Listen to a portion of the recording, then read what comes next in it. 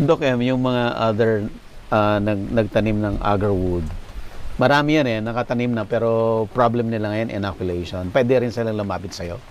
Pwede. Pero based on experience, yung mga lumalapit sa akin, hindi inoculation yung una nilang kailangan problemahin.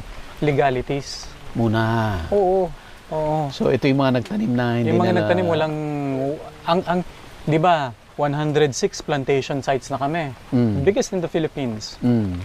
Ang nag-file na sa amin ng wildlife culture permit nasa 30, 40. So ang nakakuha na mga around 15 to 20.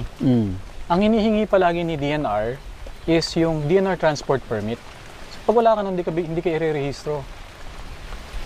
So yung iba, nagta-troubleshoot kami, gusto makipag-partner, may existing plantations na, pero walang legalities. So yun ang unang-una namin aasikasuhin para sa kanila. Ilang permit ba talaga? Sabi may nagsasabi